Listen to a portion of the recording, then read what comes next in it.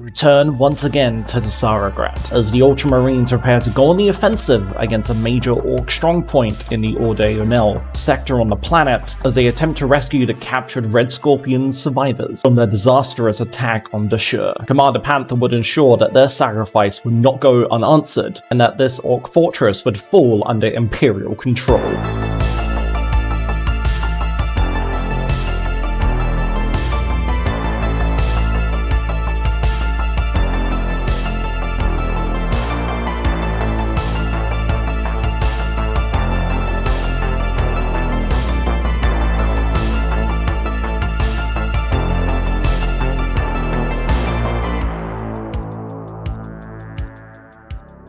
As dawn crested the horizon of the battle, the previous firefight smoke kicked up a convincing scream for the Ultramarines as their forces moved into position and prepared themselves to assault the main Orc encampment and to liberate the captured Red Scorpion squad, and hopefully, if all conditions proved right, slay the dreaded warboss Gazskull and Thraka. Commander Panthers' men signaled that they were in formation and were ready to begin the attack.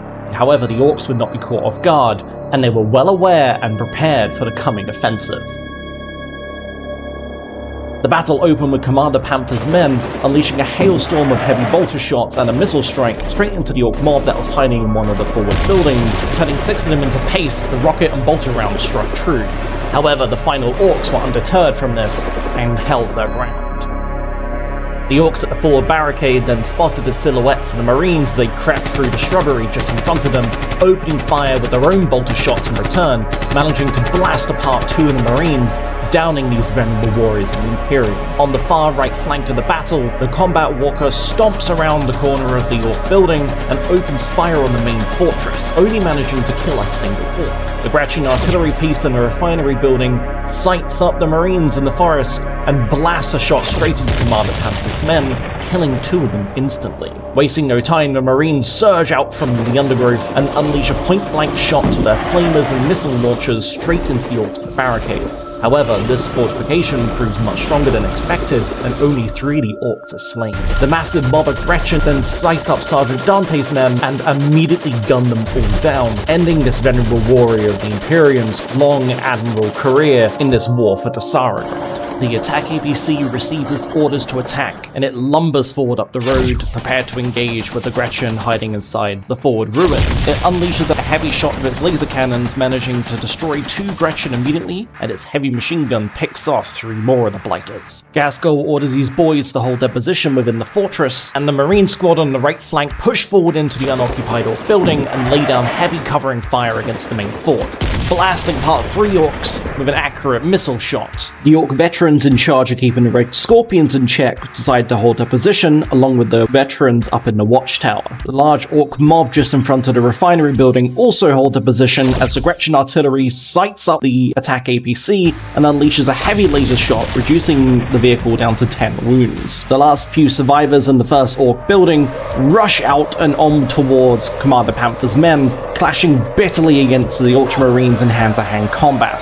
As they swing their heavy choppers, they manage to cleave down 3 of the Marines immediately, and Commander Panther issues a war cry as a final sergeant is also skewered.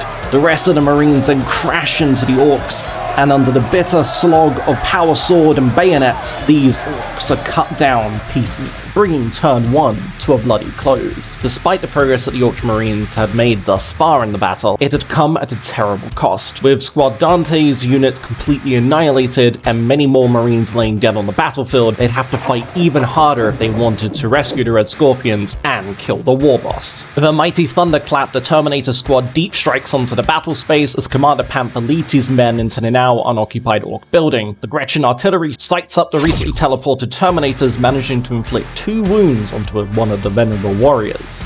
Look to your war gear, brothers! The combat dreadnought continues to march towards the Red Scorpion's position, unleashing a hailstorm of gunfire against the Orcs in the fortress, only managing to kill 2.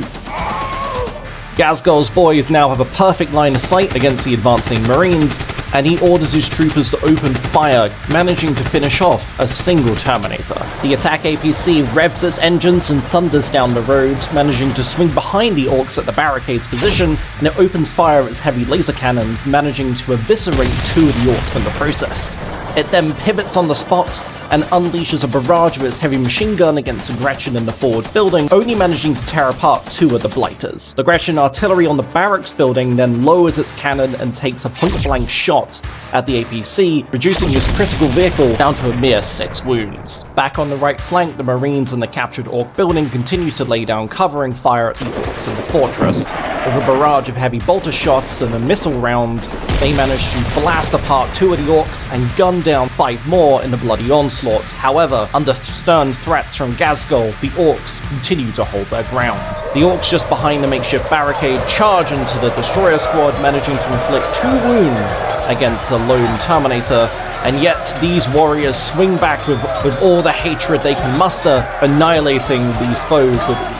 I serve in the name of the Founder. The destroyer squad then stomps forward, taking up position behind a scrap pile, and they open fire at the Orc mob just in front of them, absolutely annihilating 8 of the boys in a single burst from their heavy storm rifles. Take cover, lads! The beakies are shooting at us! Undeterred by the destroyer's accurate firepower, the Orcs simply hoot and holler and egg the Ultramarines on. The Gretchen in the forward building unleash a devastating barrage of heavy auto gun shots straight into the attack APC, the hulking unit down to 4 wounds. Walker now turns his attention to the captors of the Red Scorpions, managing to gun down 2 of the Orc veterans. Wisely deciding that they couldn't take another burst of the destroyer firepower, the surviving Orcs in front of the ruins quickly reposition, preparing to cut off the combat walker. Attack APC pivots on the spot and unleashes 2 shots from its heavy plasma turret straight into the Gretchen artillery, blasting it to sunder on top of the barracks building. It then decides that the Gretchen in the ruins deserve some love too,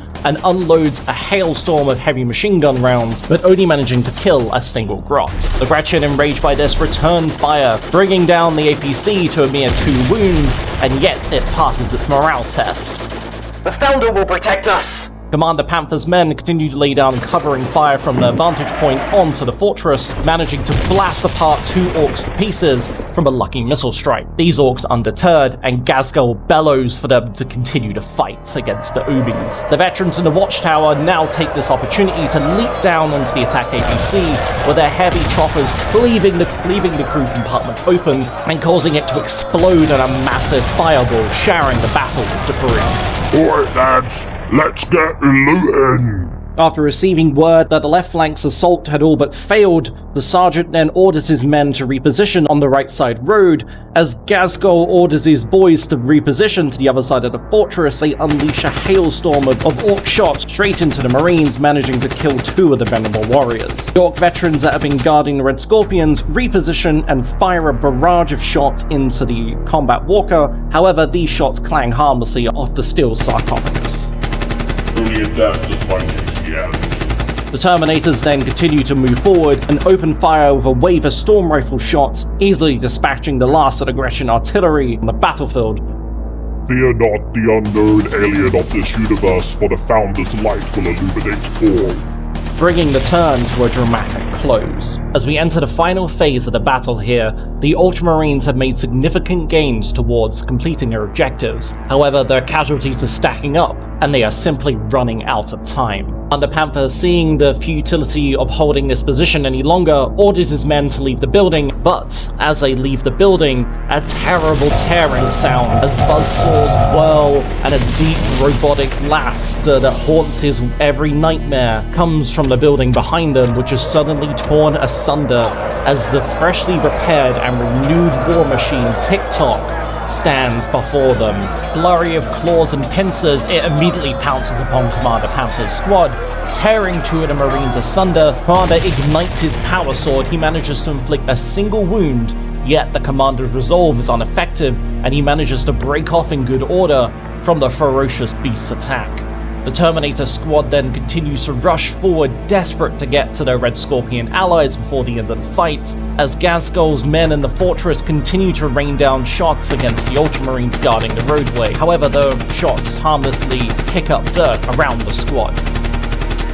The few survivors of the Orc mob turn on their heels and open fire into the Terminators, only successfully scoring a single wound.